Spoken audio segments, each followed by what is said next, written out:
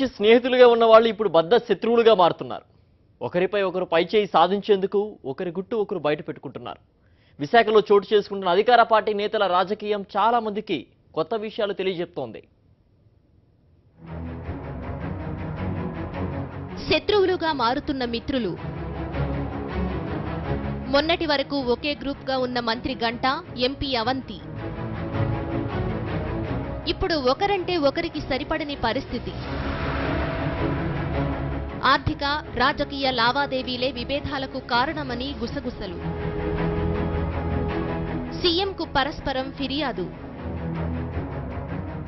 రాజకీయాల్లో శాశ్వత మిత్రులు, శాశ్వత శత్రువులు ఉండరనే నానుడి మరోసారి విశాఖ రాజకీయంతో రుజువైంది. మొన్నటి వరకు ఒక్కటిగా తిరిగిన మంత్రి గంటా శ్రీనివాసరావు, అనకాపల్లి ఎంపీ అవంతి శ్రీనివాస్ మధ్య ఇప్పుడు విభేదాలు తీవ్రస్థాయికి చేరాయి. జిల్లాలో ఒకరంటే ఒకరికి గిట్టని పరిస్థితి నెలకొంది.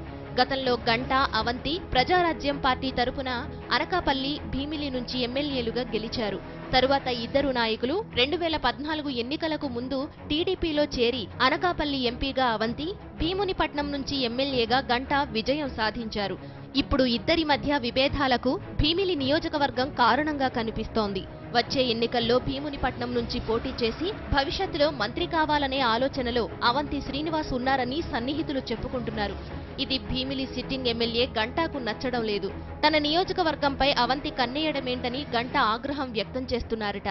2014 ఎన్నికల తరువాత భీమునిపట్నంలో ఉన్న అవంతి ఆఫీసును గంటా శ్రీనివాసరావు, అనకాపల్లి చోడవరంలో ఉన్న గంటా కార్యాలయాన్ని అవంతి శ్రీనివాస్ ఉపయోగించుకునేవారు.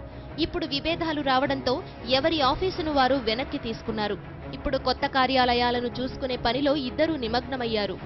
ఇద్దరి మధ్య రాజకీయ కారణాలే కాదు, ఆర్థిక లావాదేవీలు కూడా విభేదాలకు కారణమని తెలుస్తోంది. భోగాపురం ఎయిర్పోర్ట్లో విస్తరణ వ్యవహారంలో గంటా తన భూములను అలైన్మెంటు నుంచి తప్పించి అవంతి భూములను పట్టించుకోలేదనే వాదనలు వినిపిస్తున్నాయి. ఎంపీ అవంతి యూనివర్సిటీని ఏర్పాటు చేయాలని చాలా రోజులుగా కలలు కంటున్నారట. దానికి గంటా సహకరించకపోగా అడ్డుపుల్ల వేస్తున్నారనే అనుమానం అవంతిలో ఉంది.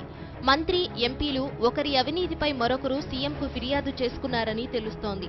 ఈ మధ్య కాలంలో గంటా బ్యాచ్ విశాఖలో 1000 కోట్ల భూకుంభకోణానికి పాల్పడిందని అవంతి ఫిర్యాదు చేస్తే, ఎంపీగా అవంతి కూడబెట్టిన భూములు, పదవి అడ్డం పెట్టుకుని తన విద్యా సంస్థలను బలోపేతం చేసుకుంటున్న తీరును చంద్రబాబుకు గంటా శ్రీనివాస్ పూసగుచ్చినట్టు వివరించినట్టు సమాచారం.